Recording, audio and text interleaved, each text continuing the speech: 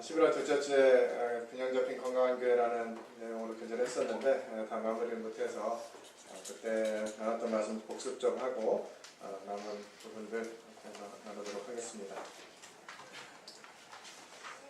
에베소 4장 11절 12절 같이 읽겠습니다. 시작. 그가 어떤 사람은 사도로, 어떤 사람은 선지자로, 어떤 사람은 복음 전하는 자로, 어떤 사람은 목사와 교사로 삼으셨으니 이는 성도를 온전하게 하여 봉사의 일을 하게 하며 그리스도의 몸을 세우려 하십니다.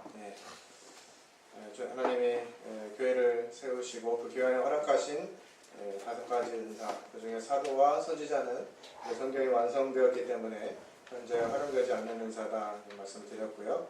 현재 필요로 되어지고 공급되어지는 은사, 복음 전하는 자, 목사, 교사, 이 3가지 은사가 있다고 하는 말씀을 드렸습니다. 이 은사는 자기 자신을 내세우기 위해서 주신 것이 아니라 성도를 온전하게 하고 봉사의 일을 하게 하는 일을 위해서 주어졌다 하는 말씀도 드렸습니다. 그래서 교회는 3가지의 은사가 균형을 이루어야 된다라는 말씀을 드리면서 이 목자의 은사, 사랑이라고 하는 관점인데요. 이 사랑이 없는 교회는 성도들과 영혼들이 떠나게 된다 하는 말씀을 드렸었습니다. 두 번째로 이 말씀을 전하는, 말씀을 가르치는 교사의 은사. 교회는 진리의 기둥과 터이기 때문에 이 진리가 무너지면, 기둥과 터가 무너지면 그 건물은 그냥 한 번에 무너지겠죠. 마찬가지로 하나님의 교회 가르치는 교사의 은사가 없게 되면 교회가 없어지게 될 것입니다. 또 3번째로 복음 전하는 자. 그래서 새로운 영혼들이 계속해서 교회 가운데 들어오지 않는다면 교회는 시간이 지나면 자연스럽게 소멸되게 될 것입니다. 이 3가지 은사가 균형 있게 잘 진행되어져야 건강한 교회가 된다 하는 내용들을 말씀을 드렸습니다. 이 3 은사가 역할을 제대로 못하면 교회는 신앙의 현장이 아니라 신앙 유적지가 된다. 그래서 어떻게 사랑하고 어떻게 진리 안에서 행하고 어떻게 전도할 것인지 고민해야 된다는 말씀을 드렸습니다. 한 교회 목사님이 이제 아이들에게 말씀을 전할 기회가 되셔가지고 아이들에게 말씀을 전하면서 이렇게 얘기하셨어요. 목사님은 여러분의 목자예요. 그럼 여러분은 뭐죠? 이렇게 물어보니까 양이요 하고 대답을 했습니다. 이제 목사님이 이 아이들의 총명함을 보면서 감동을 하셨는지 하나 더 질문하셨어요. 그럼 여러분 옆에 있는 선생님들은 누굴까요? 이렇게 물었습니다. 그랬더니 그 아이들 중에 한 아이가 손을 들고 대답했어요. 양을 지키는 세퍼트요. 하나님이 교회 가운데 은사를 여러 모양으로 주셨는데 그 은사가 제대로 활용되지 않을 때, 특별히 교사의 은사를 가지신 분들은 대부분 날카로운 것 같아요. 그래야 뭐가 필요한지 어떻게 고쳐야 될지 하는 부분들이 눈에 잘 들어오는 것 같습니다. 그러다 보니까 양의 입장에서는 어쩔 때는 나를 가르쳐주고 섬기는 교사가 아니라 나를 지키는 세퍼트가 아닌가 이런 생각을 가질 수 있게 될 것 같아요. 이 은사들이 어떻게 균형을 이루어야 되는지 제 컵을 통해서 좀 예화를 드리려고 하는데 여기 이제 3개의 부류가 있습니다. 전도의 은사, 교사의 은사, 목자의 은사 3개의 은사가 있는데요. 전도는 아주 잘해요. 전도는 굉장히 잘하는데 제가 나를 적어보겠습니다.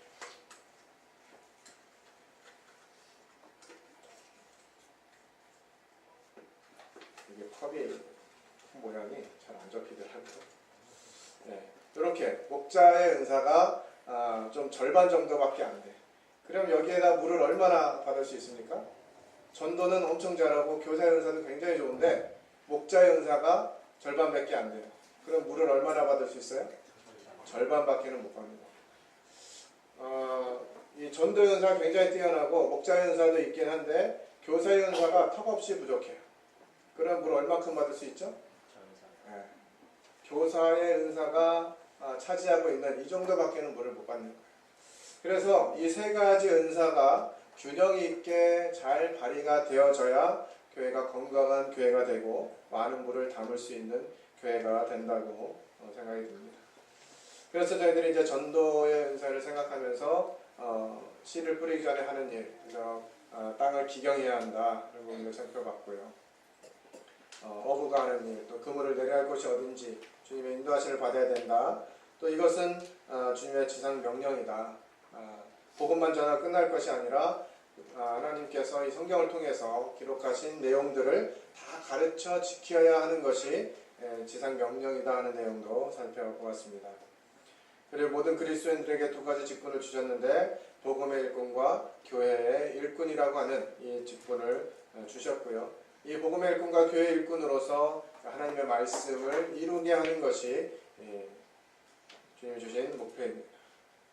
삭개오가 주님을 만나려고 할 때 키가 작고 사람들이 많아서 예수님을 볼 수 없었다라는 내용들 살펴보면서 영혼들이 또 성도들이 교회 가운데 머무는데 장애를 주는 이런 장애물들을 제거할 필요가 있다 하는 내용들도 교제를 했습니다. 사도 바울은 이 복음을 전하는 일, 특별히 하나님께 대한 회개와 주 예수 그리스도께 대한 믿음을 증언하는 이 일에 자신의 생명조차 조금도 귀한 것으로 여기지 아니하였다라고 하는 고백을 하게 됩니다. 저희들 동일하게 이 영혼들을 구령하는 일에 이와 같은 마음을 가져야 된다라고 하는 부분들을 살펴보았습니다. 전도자와 두 번째 교회를 세우는 은사인 교사인데요. 이 교사는 에스라를 통해서 저희들이 모범을 찾아볼 수 있는데 그는 율법에 익숙했어요. 그리고 그것을 준행하고 연구하고 가르치는 일을 했습니다. 그래서 이 교사의 은사를 가지신 분들은 남들을 가르치는 데만 관점을 갖게 되는데 거기에 목표를 두는 것이 아니라 먼저 그 말씀을 자기 것으로 여기고 자기 것으로 만들고 그리고 연구하고 가르치는 이와 같은 과정들이 필요하다고 하는 것입니다. 그리고 교사들은 진리의 말씀을 옳게 분별해야 돼요. 자기 뜻대로 자기 마음대로 분별하는 것이 아니라 하나님이 말씀하신 성경이 무엇을 말씀하시는지를 잘 알아야 합니다. 그리고 그 확신 가운데 거하면서 모범을 보여야 한다 하는 부분들을 말씀을 드렸습니다. 하워드 핸드릭스는 성경으로 하나님의 백성을 지겹게 만드는 것은 범죄 행위다 라고 하는 이런 말을 했습니다. 하나님의 말씀을 전달하면서 성도들이 이 말씀을 지겹게 여겨지게 된다 그러면 이것은 잘된 가르침이 아니라 범죄 행위라고 하워드 핸드릭스는 표현을 했어요. 그만큼 이 교사의 은사를 가지신 분들이 성도들에게 이것을 잘 가르치는 방법도 또한 필요하다고 하는 것입니다. 어떻게 하면 성도들에게 잘 전달할 것인지, 어떻게 하면 이 말씀을 잘 풀어서 이 믿음이 연약하거나 성경 지식이 없는 성도들을 잘 이해시킬 것인지 하는 연구가 필요한 것이죠. 그래서 교사의 첫걸음은 하나님이 나를 교사로 부르셨구나 라고 하는 것을 인식하는 데서부터 온다고 하는 것을 나눠드렸습니다. 사도 바울은 서신서에서 대부분 하나님이 자신을 부르신 것으로 내용을 시작하고 있습니다. 자신이 하나님이 나를 교사로 부르시지 않았는데 왠지 교사로 가르치는 것이 폼나 보이고 저 은사가 좋아 보여 라고 해서 그것을 따라해서는 곤란한 것이죠. 하나님이 정말 나를 어떤 은사로 부르셨는지 이해하고 발견하고 개발하는 것은 굉장히 중요합니다. 지난번에도 말씀드렸듯이 이 교회 안에 다양한 은사가 있는데 다른 성도들이 가진 은사를 부러워할 필요가 없어요. 왜냐하면 그것이 이 교회가 하나 되도록 이 교회가 성장하도록 하나님 주신 은사이기 때문에 그 은사만 말씀드린 대로 전도만 열심히 하는 은사 모든 사람이 모든 성도가 전도자다. 그렇게 됐을 때 이 교회에 사람들이 많이 있을 것 같죠. 그러나 그렇지 않아요. 실제로 이 전도자로 유명한 분들이 섬기시는 교회에 안타깝게도 아이러니하게도 성도들이 많지 않습니다. 희한하죠? 전도자가 있기 때문에 그 교회는 그냥 매주 구도자들이 넘치고 성도들 항상 많아가지고 그냥 막 200명, 300명, 막 500명 이렇게 될 것 같은데 전도 수련회를 인도하시는 그분들 또 전도자로 많이 지역교회에서 섬기고 복음을 증거하러 다니시는 이분들이 계신 지역교회는 희한하게 성도들이 많지 않아요. 왜 그럴까요? 전도의 은사에 집중하기 때문에 그래요. 그래서 다른 은사들이 공동적으로 발휘되어야 교회가 성장하게 되고 교회 안에 성장이 일어나게 되는 것이죠. 그래서 누군가 가진 이 은사가 좋아 보이고 멋있어 보인다 그래서 나도 그 은사를 가져야 되겠다라고 할 필요는 없는 것이에요. 우리가 원하는 대로 하나님이 은사를 주시는 것이 아니라 하나님이 각 사람에게 맞는 은사를 주시는 것입니다. 그래서 하나님이 나에게 주신 은사가 무엇인지를 잘 알아야 해요. 그리고 교사 은사를 가지신 분들은 가르치기 전에 성도들과 함께하는 이와 같은 태도가 필요합니다. 사실 이 관계가 형성되지 않으면 가르침이 잘 전달되지 않아요. 갑자기 네가 뭔데 내 삶을 관여해 이렇게 이제 반응이 오게 되죠. 그러나 좋은 관계를 맺고 나서 그 관계 속에서 하나님의 뜻을 전달하게 될 때 그것이 실제로 잘 전달이 되어집니다. 제가 아이들을 가르치면서 가장 먼저 생각했던 것도 그것이에요. 내가 아이들에게 무엇을 가르치기보다 이 아이들이 나와 좋은 관계가 되어지기를 기대하는 마음으로 새학기를 늘 시작했어요. 그래서 새학기 되면 우리 반이 한 반이 된 아이들을 데리고 MT도 가고 저희 집으로 초청해서 하룻밤을 자고 같이 먹고 놀고 말씀도 교제하고 이렇게 하면서 하룻밤을 보내고 같이 교회를 가고 이렇게 합니다. 전에 한 번은 이제 6학년을 맡은 때가 있었는데 그 아이들에게도 동일하게 그렇게 했어요. 그렇게 그 아이들을 섬기고 다음 토요일 날 우리 나가서 만나자. 그래서 한 주는 떡볶이를 먹고 한 주는 피자를 먹고 한 주는 치킨을 먹고 이런 식으로 그냥 늘 한 두어 달 정도를 계속 아이들과 함께하는 시간을 가졌어요. 그리고 이제 마지막 그 좀 관계하는 계획이 마무리가 될 때쯤에 그 아이들과 함께 스티커 사진을 찍으러 왔습니다. 6학년 정도 되면 이제 어떤 아이들인지 아시죠? 어느 정도 자기도 어른이 됐다라고 생각하고 그래도 이제 좀 유치한 저학년 애들이 좋아할 만한 이런 것도 잘 안 하는 나이인데 그 아이들과 이제 스티커 사진을 찍고 야 우리 저 배지도 좀 만들어 볼까? 해가지고 이제 사진 찍은 거 가지고 이 스티커를 가지고 배지를 만들었어요. 그러니까 그 아이들과 제가 함께 찍어서 하나씩 다 나눠줬습니다. 토요일이었는데 그리고 이제 그 다음날 주일이잖아요. 제 마음 가운데 이제 궁금함이 생긴 거예요. 이 녀석들이 이거 배지를 과연 어디다가 가방에는 담아올까? 이런 생각을 하고 이제 설레는 마음으로 기다렸습니다. 근데 그 아이들이 6학년 여자아이들 둘, 남자아이들 둘이었는데 아이들이 쭉 들어오면서 이 교회 가방에다가 이 배지를 다 달고 들어오더라고요. 선생님하고 나 이런 거 했다. 이런 거죠. 이제 이런 관계들이 잘 맺어진 다음에 그 아이들에게 이제 삶을 가르치고 말씀을 가르치기 시작했는데요. 하루는 여자아이가 귀에다가 이렇게 뭔가 이렇게 막 듣고 막 흥얼흥얼 거리고 있어요. 그래서 무슨 내용인가 하고 들어봤더니 이제 유행하는 이 가요를 흥얼흥얼 하면서 듣고 있더라고요.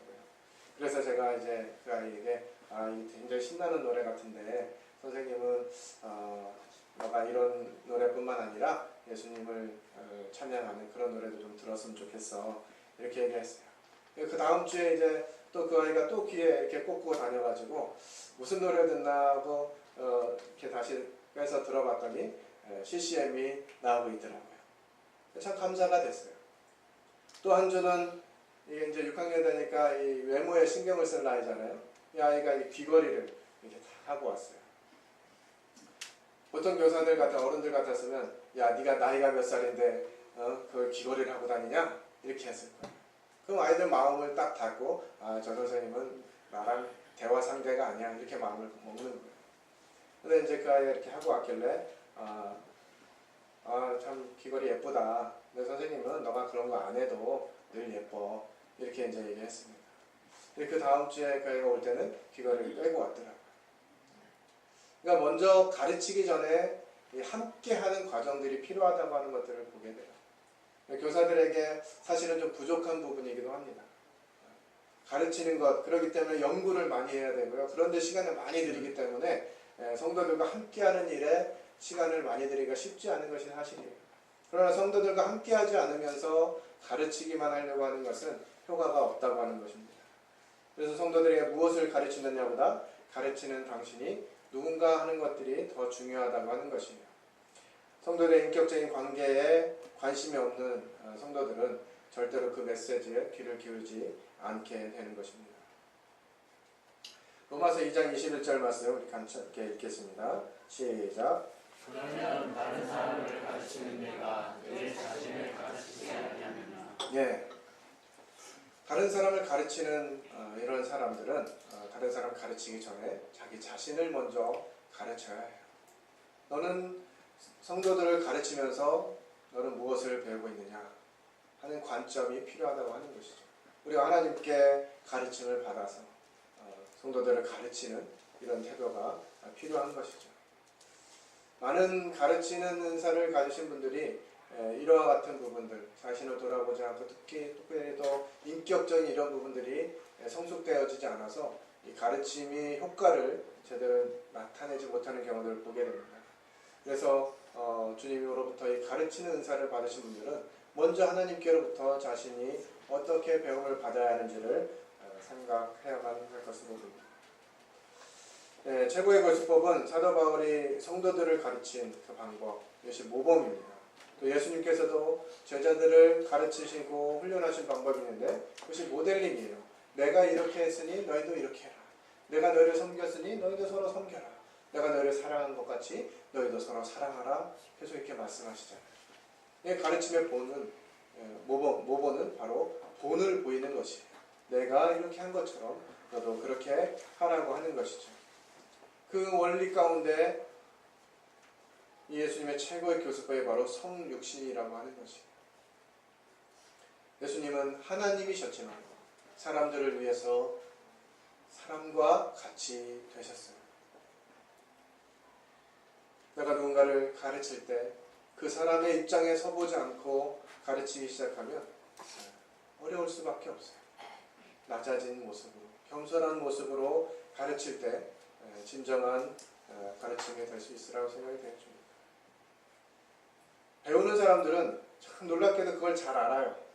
저 사람이 지금 고압적인 위치에서 나를 이렇게 말씀으로 얘기하는 건지 정말 나를 사랑하고 나를 존귀히 여기면서 이 말씀을 하는 건지 가르침을 받는 사람들이 잘 알아요. 교사들이, 주일학교 교사들이 아이들을 가르칠 때도 아이들이 기가 막히게 잘합니다. 저 교사가 말씀을 충분히 준비해가지고 와서 말씀을 가르치는지 아니면 그냥 적당히 한두 번 보고 와서 가르치는지 너무 잘 알아요. 아이들의 태도가 달라집니다. 제가 직접 경험해보니까 그래요. 제가 정말 기도하면서 말씀을 잘 준비하고 주일날 아이들 앞에 서면 아이들도 준비가 딱 돼 있어요. 그래서 말씀을 잘하면 아주 흐트러지지도 않고 잘 듣습니다. 근데 제가 준비가 되지 않고 막 급하게 했다든지 잘 준비가 안 됐을 때는 아이들도 잘 준비가 안 돼요.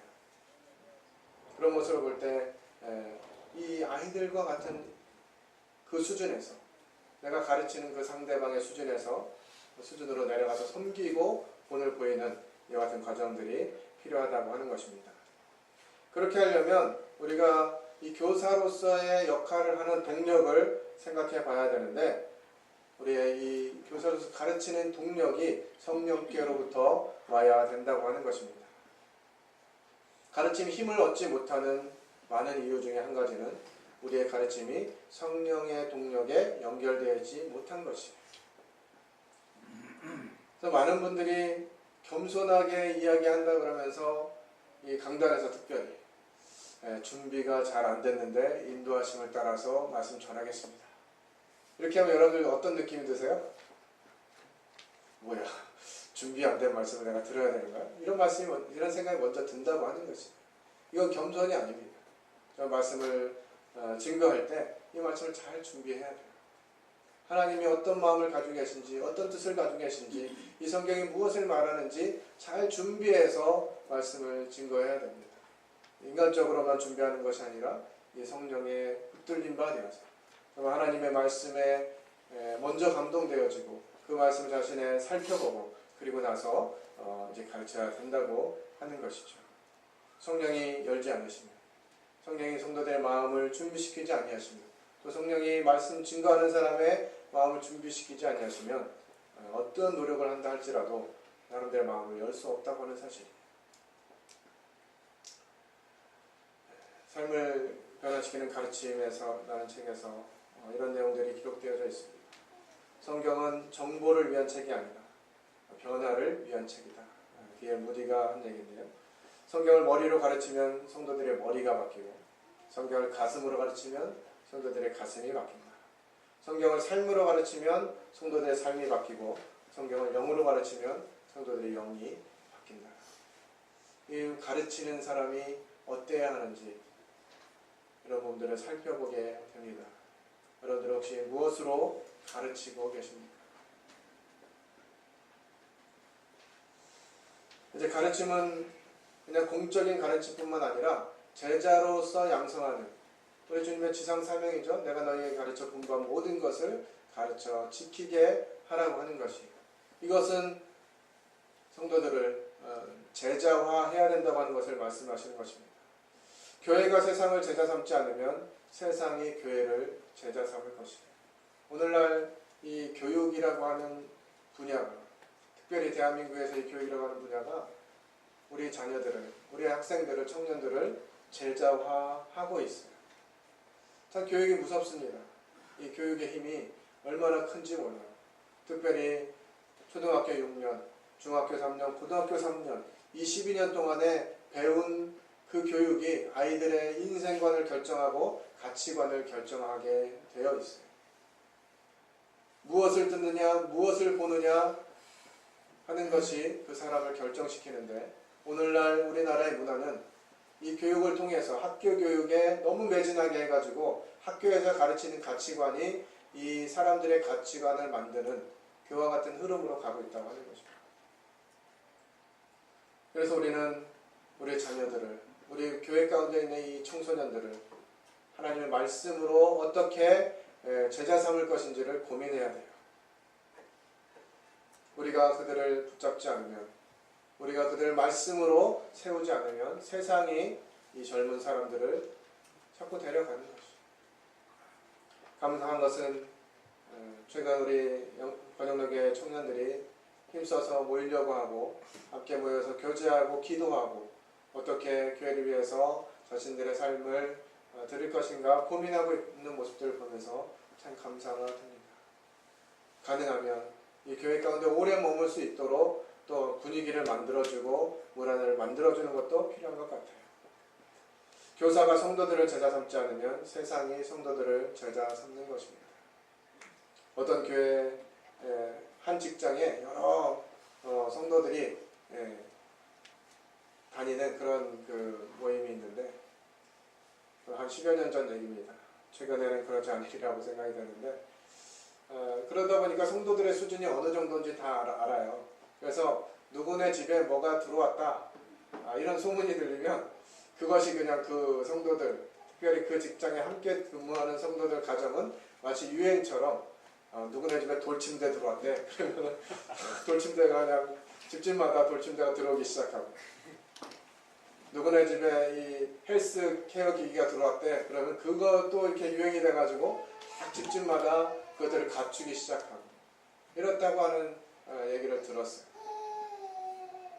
정말 어떤 성도가 전도를 열심히 한다 하는 소문이 들려가지고 그 직장 함께하고 있는 그런 성도들이 우리 다 전도하자 이래가지고 전도의 붐이 일어나고, 우리 서로 사랑하자 해가지고 사랑의 붐이 일어나고 이래야 될 텐데, 교회 안에서 이와 같은 역할들이 잘 진행되지 않으면 이 세상에 있는 것들로 채워지게 되는 것이죠. 그래서 우리가 하나님의 말씀을 얼마나 많이 보고 있는지, 우리가 하나님을 전하는 이 일을 얼마나 하고 있는지, 이런 것들이 관심사가 되고 자랑거리가 돼야 되는데, 우리가 어떤 차를 타고 있는지, 어떤 집에 살고 있는지, 어떤 음식을 먹고 있는지, 이런 부분들이 흐름이 돼서 곤란하겠죠. 특히나 오늘날 이 SNS가 발달하면서 이 사람들이 뭘 제일 많이 올려요? SNS에? 뭘 제일 많이 올려요? 맛있는 음식 먹는 거 그렇게 올려요. 그럼 저런 음식 정도는 먹어줘야 되는 거 아니야? 이래가지고 그걸 일부러 먹으러 다닙니다. 이게 세상이 성도들을 제자화하는 좋은 예예요. 우리가 정말 하나님의 말씀, 가능한 한 SNS에도 이와 같은 주님께로부터 받은 것들을 좀 많이 올리면 좋을 것 같아요. 그래서 성도들이 그것을 보고 나도 말씀 더 읽어야 되겠다, 저 사이트에 좋은 말씀이 많네. 예, 이렇게 해가지고 그런 부분들을 도움받고 이렇게 하면 좋을 것 같아요. 무엇을 먹고 무엇을 입고 무엇을 마시고 이것에 관심 갖는 것이 아니라 주님이 우리에게 공급하신 것들 또 그것을 가지고 어떻게 주님의 교회를 세워가실 것인지 하는 부분들에 관심을 갖게 되기를 바랍니다. 세 번째로 교회를 세우는 은사 중에 목자 역할을 살펴보도록 하겠습니다. 민수기 27장 16절로 17절인데요. 같이 읽도록 하겠습니다. 시작. 여호와 모든 육체의 생명의 하나님이시여 원하건대 한 사람을 이 회중 위에 세워서 그로 그들 앞에 출입하며 그들을 인도하여 출입하게 하사 여호와의 회중이 목자 없는 양과 같이 되지 않게 하옵소서. 모세가 이제 하나님께 부름받을 때가 다가와서 이제 이 가나안 땅을 바라보면서 하나님께서 보이신 이 가나안 땅을 보고 모세가 이렇게 기도합니다. 자기가 이제 하나님께로 불림 받아야 된다고 하는 상황들을 알게 된 후로 한 사람을 세워서 그들을 인도하여 출입하게 하사 여호와의 회중이 목자 없는 양과 같이 되지 않게 하옵소서라고 구합니다.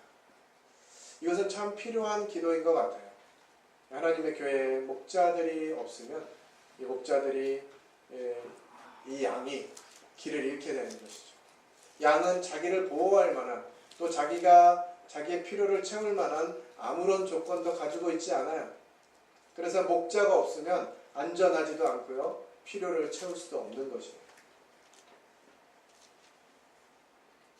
많은 교회들이 이 목자의 은사가 제대로 세워지지 않아서 많은 성도들이 상처 가운데 있고 그것을 인해서 어려움을 호소하는 경우를 많이 듣습니다.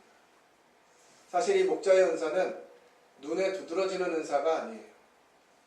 그리고 폼나는 은사가 아닙니다. 전도자, 막 교사 이런 사람들은 앞에서 막 서고 많은 사람들이 주목하기 때문에 인정받고 뭔가 폼나는 은사 같지만 이 목자의 은사는 어떻습니까? 아주 힘든 은사예요.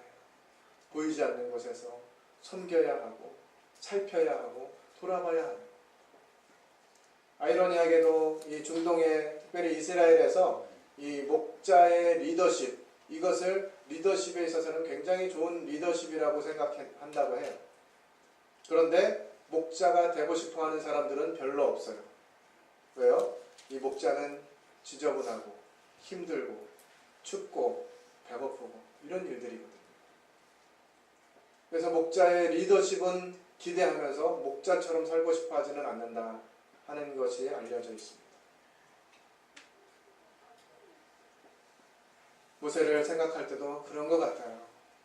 정말 이 왕자의 아들이라고 하는 그와 같은 위치에서 그것들이 다 포기되어진 채 하나님의 백성, 이스라엘 백성들이 인도하는데 모세가 모세 대단합니다 하고 백성들한테 칭송 들었던 기억이 별로 없어요.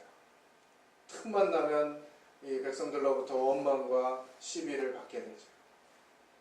심지어는 함께 인도자 그룹에 있는 사람들을 통해서도 시기와 질투를 받잖아요. 하나님이 너희와만 말씀하시느냐. 그런데 그런 모세의 마음 가운데 자기가 주님께 불림을 받은 그 상황에서 그 백성들이 어떻게 되든 말든 신경 안 쓰고 이제 내 할 일 다 했으니까 전 갑니다. 이런 태도로 간 게 아니라는 거예요. 이 백성들 정말 목자 없이 요리하는 양과 같은 이 백성들을 생각하면서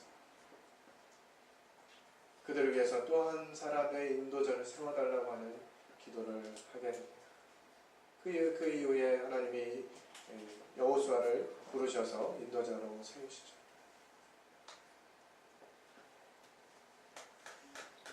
우리 주님께서도 동일한 고민을 하셨습니다. 말씀도 가르치시고 병든 자들 고치시기도 하시고 약한 자들 돌아보시기도 하셨는데 그 주님의 마음 가운데 안타까움이 생기는 것은 이 하나님의 백성들이 목자 없는 양과 같이 고생하며 기진하는 것이었어요. 이 양들이 얼마나 목자를 필요로 하는지 그것들을 생각하면서 주님이 안타까워 하신 것입니다. 그러면서 하나님께 부탁하는 것이요. 추수할 것은 많되 일꾼이 적으니 또 추수하는 주인에게 청하여 추수할 일꾼들을 보내주소서 하라 하십니다. 여기서 추수한다는 의미가 꼭 목자의 의미라고 단정 지을 수는 없습니다만, 이 추수하는 역할, 물들을 곡식들이 잘 자라서 그 곡식들을 거둬들이는 이와 같은 역할을 목자들이 해야 합니다. 전도되어진 영혼들, 또 하나님 말씀을 떠나서 이 하나님 말씀 가운데 있지 못한 사람들, 이런 사람들을 찾아서 살피고 돌아보고 그들이 돌아올 수 있도록 하는 역할, 이 역할들이 목자들에게 맡겨졌다고 하는 것입니다. 성경은 이 목자에 대해서 이야기하면서 참 좋은 본으로 성경은 기록하고 있습니다. 시편 23편과 요한복음 10장에 있는 말씀인데요. 시편 23편은 너무나 잘 알고 있는 말씀입니다. 여호와는 나의 목자시니 내게 부족함이 없으리로다. 그가 나를 푸른 초장에 누이시며 쉴 만한 물가로 인도하시는도다. 목자는 양들을 푸른 풀밭으로 인도해야 합니다. 그리고 쉴 만한 물가로 인도해야 합니다. 특별히 이스라엘의 이 광야에는 양들을 치는 목동들이 여러 그룹들이 있기 때문에 이 양들이 지나다니는 길이 자국이 많이 생겨 있다고 합니다. 근데 이 초짜 목자들은 그 많은 길 자국들이 나 있는데 어디로 가야 물이 나오는지 풀이 나오는지 잘 알지 못한대요. 그래서 그러면 저기 자국 있는 데로 가면 되겠지라고 생각해가지고 그 자국들을 따라가면 돌다 보면 다시 그 자리에 와 있대요. 그러니까 사람들이 갔던 그 길, 그것만 바라보고 따라가다 보면 다시 그 자리에 오게 되는 것입니다. 우리가 진짜 바라보고 기대해야 될 것은 사람이 아니라 하나님이어야만 합니다. 우리의 목자 되신 하나님, 그분이 우리를 인도하시는 그 길은 안전한 길이에요. 우리가 부족함이 없도록 하시는 길입니다. 때론 이 말씀이 조금 아쉽기는 해요. 그죠? 여호와는 나의 목자시니 내가 풍성하여 넘침이니이다. 이렇게만 기록하셨으면 얼마나 좋았겠어요. 그런데 말씀은 뭐라고 기록되어 있어요? 부족함이 없다. 남음도 없고 부족함도 없는, 딱 그만큼. 하나님은 늘 그렇게 필요를 채우시는 것 같아요. 어쩌면 그렇게 정확하신지 좀 넉넉하게 주시면 좋을 것 같은데 필요한 만큼만 주세요. 그래서 여기 기록되어 있는 푸른 풀밭이라고 할 때 우리는 이 푸른 풀밭 하면 마치 대관령 목장에 있는 막 그런 그냥 이 풍성한 얼마든지 먹을 수 있는 그런 풀밭을 생각하지만 이스라엘에 있는 이런 목초지는 대부분 그런 곳이 아닙니다. 그냥 조금씩 풀이 있어서 얼마 먹으면 다시 이동해야 되는 그런 곳들이에요. 그리고 물도 많이 있지가 않습니다. 물이 어디에 있는지 목자가 알아야 돼요. 그래야 양들을 그곳으로, 물 있는 곳으로 인도할 수 있는 것이죠. 대부분 이스라엘 땅이 이게 골짜기가 많은 땅이라서 비가 내려도 그냥 어디에 저축되어 있는 것이 아니라 다 흘러내려가요. 그리고 어떤 웅덩이 같은 곳들이 있어야 그곳에 이제 물이 고여있기도 하는데 이 웅덩이들도 터진 웅덩이가 많습니다. 여기 물이 있네. 좀 이따 내일이나 모레 와서 마셔야지. 그리고 가면 다시 가보면 물이 없는 이런 웅덩이들이 많아요. 그래서 이 물이 있는 곳을 찾는다는 것이 쉽지 않습니다. 목자가 없으면 양들은 스스로 이 물을 찾을 수가 없어요. 그래서 양들에게 물을 공급해주는 이런 역할이 필요한 것입니다. 그리고 이 물이 대부분 골짜기 쪽에 있기 때문에 양들이 골짜기를 내려가야 돼요. 근데 이 골짜기에 뭐가 있냐면 이 골짜기마다 동굴들이 있고요. 이 맹수들이 낮에 그늘을 찾아서 이 동굴들 사이에서 쉬고 있습니다. 그렇기 때문에 양들이 목자 없이 그냥 이런 앞을 지나간다 그러면 이 맹수들의 밥이 될 수밖에 없는 그런 환경이에요. 그래서 이때 필요한 것이 이 목자의 지팡이와 막대기입니다. 지팡이는 이해가 되는데 막대기는 왜 필요할까요? 우리는 이 지팡이와 막대기가 비슷한 걸로 인식이 되어지는데 이 지팡이는 이제 좀 긴 나무예요. 그래서 목자가 이 강을 건너거나 물을 건너면서 깊이가 얼마나 되는지, 그리고 또 양들이 좀 옆길로 갈 것 같으면 그 양들의 길을 막아서는 이런 역할을 합니다. 그런데 막대기는 그냥 좀 짧은 막대기예요. 그것들을 목자들이 이렇게 허리춤에 차고 있습니다. 그러다가 이제 곰이나 늑대나 이런 맹수들이 나타나면 이 목자가 이제 이 막대기를 딱 빼들어 가지고 던지는 것이에요. 이 이스라엘의 목자들은 이 던지는데 굉장히 선수라고 합니다. 오늘날 같았으면 아마 메이저리그에 훌륭한 투수가 됐을 거라는 얘기를 할 정도. 어떤 분들은 다윗이 물맷돌을 그냥 대충 던졌는데 하나님이 딱 거기다가 갖다 맞췄을 거다 이렇게 생각하시는 분도 있어요. 물론 이제 하나님의 능력과 하나님이 함께 하시면 그렇게 하셨지만 이 목자들이 어릴 때부터 연습된 맹수나 이런 짐승들이 오면 그 양들을 보호해야 되기 때문에 늘 연습되어 있는 거예요. 그래서 맹수건을 탁 던지면 그냥 머리통에 정통으로 딱 맞아가지고 맹수들을 쫓아내는 이런 역할들을 하는 것이죠. 목자가 가진 역할들이 이런 것이죠. 그래서 성도들이 잘못된 길로 갈 때 안내해주고 또 성도들을 공격할 이런 부분들을 있으면 막아서고 하는 역할들이 필요한 것입니다. 어제 주일학교 캠프 준비하는 차에 이렇게 모였다가 어떤 지역교회에 현재 이런 부분들, 특별히 이제 칼빈주의 뭐 이런 것들이 들어와서 교회를 굉장히 어렵게 한다 하는 얘기를 들었어요. 멀쩡한 성도들이었는데 어디서 이상한 얘기를 듣고 와가지고 그런 거 하면 안 돼, 교회에서 그런 거 하면 안 돼, 이러면서 자꾸 통제하고 그러는 거예요. 예를 들면 뭐 예배 드리는데 거룩하게 마음으로 예배 드려야지 원 악기가 둥탕거려 뭐 이런 얘기, 무악기파라고도 불리는데요. 그런 분들이 있어요. 뭐 하면 안 된다, 뭐 하면 안 된다, 자꾸 못하게 해가지고 성도들의 이 자유함을 빼앗는다. 이와 같은 부분들이 있습니다. 이런 부분들에 있어서 목자들이 역할을 해야 되는 것이죠. 그리고 상과 기름을 보게 됩니다. 원수의 목전에서 내게 상을 베푸는다. 이때 이 상이 무슨 갑자기 뭘 잘했다고 원수들한테 네가 잘 견뎌서 상 받아 하고 하는 상장이 아니라 밥 먹는 상이에요. 밥 먹는 상. 원수들이 그러니까 짐승, 늑대나 곰이나 이런 것들이 옆에서 이렇게 지켜보고 있는데 그 앞에서 이렇게 상을 차려주시고 먹으라고 하십니다. 양들만 있으면 그 과정이 가능하겠습니까? 얹힐 거예요. 내가 밥 먹고 있는 동안 제가 날 쫓아와가지고 날 잡수시는 거 아닐까? 이런 생각하면서 먹지도 못하고 안 먹지도 못하고 이러면서 얹힐 소지가 많아요. 근데 목자가 옆에 있기 때문에 그런 맹수들이 있을지라도 그냥 자유롭게 편안하게 먹을 수 있다고 하는 거죠. 또 기름을 내 머리에 바른다라는 표현이 되어 있는데요. 이 양들이 털이 많기 때문에 이 털들이 또 이렇게 엉켜요.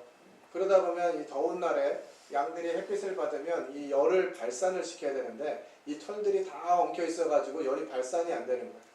그럴 때 이제 이 기름을 부어가지고 이 양의 털들을 이렇게 분산시키는, 이렇게 해놓는 그런 역할을 하는 거거든요. 그러니까 목자는 이 양의 형편을 늘 살펴가지고 어떤 상황인지, 열을 제대로 발산을 못 시키는 상황인지, 아니면 배가 고픈 것인지, 어떤 것인지 잘 살펴봐야 된다고 하는 것이죠. 그런 일에 있어서 하나님이 우리의 목자가 되신다고 하는 것은 참 위로가 되는 것입니다. 어떤 교회에서 다른 분을 이제 초청해가지고 말씀을 전해달라고 부탁을 받았는데 이제 제목을 뭘로 하시겠습니까? 하고 물어봤더니 이분이 이제 시편 23편 이렇게 얘기했다. 이분이 이제 제자였기 때문에 편하게 얘기했어요. 그래서 이 사람을 받아주고 시편 23편 그 다음에는요 이렇게 물어봤어요. 그랬더니 이제 그 말씀을 전하실 분이 그거면 됐지 뭐가 더 필요해? 뭐 이렇게 얘기하셨어요. 이분이 이제 막상 말씀을 전하시러 가서 거기서 주보를 딱 봤는데 깜짝 놀랐어요. 오늘의 설교 제목 시편 23편 그거면 됐지 뭐가 더 필요해? 그렇게 말씀 제목이 되어 있는 거예요. 그러니까 이분이 생각하기는 내가 뭔가 다른 말씀을 전하려고 왔는데 이 설교 말씀 제목이 그렇게 되어 있으니까 정말 여호와가 나의 목자시다. 그것만 전하고 가야 되겠다. 다시 마음을 먹고 말씀을 전했는데 성도들이 큰 유익을 얻었다고 합니다. 우리 주님이 우리의 목자 되신 거 더 이상 뭐가 필요하겠어요? 그죠? 근데 우리 뭔가 조금 더 자꾸 뭐 또 있었으면 좋겠고 뭐 또 있었으면 좋겠고 이런 마음들이 있잖아요. 여호와 그가 우리의 목자시기 때문에 부족함이 없다 하는 사실들을 생각해 보게 됩니다. 다음으로 선한 목자이신 예수님. 요한복음 10장 1절에서 16절에는 목자와 양의 관계를 잘 설명해 주고 있습니다. 그가 우리의 이름을 아시고 앞장서시고 보호하시고 꼴을 주시고 우리의 생명이 되시고 또 성장케 하시고 생명을 얻게 하고 더 풍성히 얻게 하려 합니다. 이런 말씀입니다. 또 선한 목자는 양들을 위해서 목숨을 버린다. 그리고 선한 목자는 양들을 보호하는 이와 같은 부분들을 기록하고 있습니다.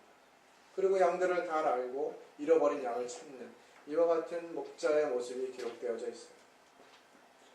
실제로 이스라엘의 이 목동들에게는 계약관계, 원래 이제 자기 양을 치는 게 아니고요.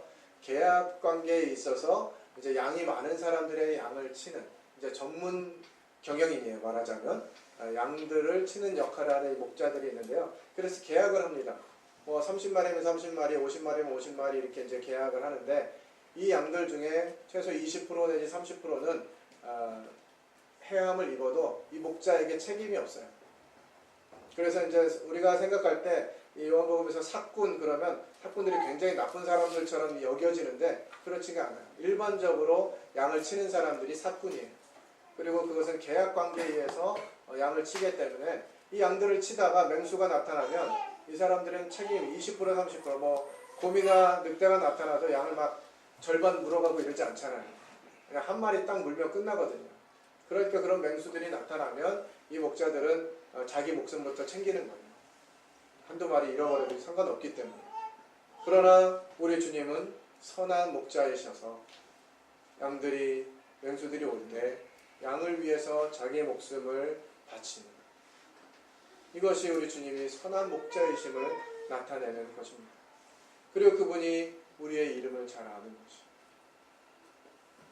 실제로 이스라엘의 목동들이 양을 칠 때 참 이렇게 희한하게 몇십 마리 양을 치는데도 그 양들의 이름을 다 안다 그래요.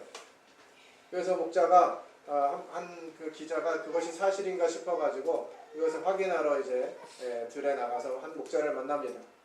그리고 실제 그런지 한번 해보는 거예요. 그래서 이 목자를 통해서 이제 그 양을 불러달라 이렇게 얘기하니까 이 목자 한번 하는 거예요. 검둥아 하면 이렇게 양이 한 마리 계속 나오는 거예요. 이 사람 그냥 하니까 아무 양이나 나오는 거 아니야? 이런 마음 들잖아요. 그래서 저도 한번 해보겠다고. 그래서 검둥아 하는데 안 나와요. 왜냐하면 양이 목자를 알거든요. 목자의 음성을 아는 것이에요. 그래서 이제 목자가 또 다른 양들을 부릅니다. 명랑아, 전바가 뭐 이렇게 부르는 거예요. 그 양들의 이름을 다 알아요. 그래서 이 기자가 너무 신기해가지고 아니 어떻게 이렇게 양들의 이름을 다 아십니까? 이 물어보니까 이 목자가 대답하기를 이 양들은 저마다 흠이 하나씩 다 있습니다. 그래서 그 흠을 보고 제가 그 양을 압니다. 이렇게 대답합니다. 어쩌면 우리에게 있는 연약함이 뭐 한 가지만 있으면 좋겠지만 몇 가지씩도 있기도 하고요. 우리가 연약함을 가지고 있는 것이 사실입니다. 그러나 이 연약함은 우리가 주님을 찾도록 있는 것이지 우리가 그것들을 가지고 슬퍼하고 안타까워하면서 그것에 얽매여서 주님을 바라보지 못하고 목자에게 나가지 못하도록 하는 그런 역할을 하도록 주어진 것은 아닙니다. 갈라디아서 5장 14절에서 그리스도께서 십자가에 죽으실 때 우리의 정과 욕심을 십자가에 못 박았다 이렇게 기록하고 있는데 여기서 이 정이라고 하는 이 단어가 원어적인 의미로 볼 때 상처, 아픔, 고통 이런 의미예요. 그러니까 우리 주님이 십자가에 죽으실 때 우리의 죄 문제뿐만 해결한 것이 아니라 우리가 가졌던 그런 아픔과 고통과 상처 이와 같은 부분까지도 십자가에서 해결했다고 하는 거죠. 그런데 이 부분을 제대로 주목하지 못하게 되면 이런 얘기를 합니다. 난 원래 그런 사람이야. 그러니까 건들지 마. 주님 원하시는 그런 상처가 아니라는 거예요. 그리고 이것은 그리스도 안에서 이제 해결이 되었습니다. 그래서 우리가 무언가 내게 상처받아가지고 곤란을 겪는다라고 하는 상황들이 일어날 때 이것이 그리스도 안에서 해결되었음을 주장할 필요가 있어요. 양들 또한 그럴 필요가 있습니다. 그래서 양이 목자를 알고 목자도 양을 아는 것이에요. 목자만 바라보는 것이 아니라 양도 내가 양이기 때문에 내게 있는 연약함 이것 때문에 목자가 필요하다고 하는 사실을 생각해야 된다고 하는 것이죠. 그래서 교회 가운데 이와 같은 목자의 역할이 필요합니다. 좋은 목자가 있을 때 건강한 양들이 자라가게 되는 것입니다. 자, 성경이 말하는 세 가지 은사를 우리가 살펴보았습니다. 전도와 교사와 목자. 어느 은사가 가장 중요하죠? 균형 있게. 그리고 그 은사를 누군가 가졌다면 우리는 그 은사를 기대하면서 그 은사가 잘 발휘될 수 있도록 협력하는 것이 필요합니다. 하나님의 교회를 온전케 하고 건강하게 세우기 위해서. 내게 주신 은사가 특출나다고 해서 그것을 자랑할 게 아니고요. 또 내게 주신 은사가 눈에 보이지 않는다고 해서 실망할 게 아니에요. 이런 은사들이 유기적으로 다 연합해서 좋은 교회로, 건강한 교회로 자라가게 할 것을 기대하게 됩니다. 우리가 주님을 바라보면서 특별히 군포 번영로 교회가 이 세 가지 은사에 있어서 균형을 가지고 건강하게 성장하는 그와 같은 교회가 되기를 바랍니다. 기도하고 마치겠습니다.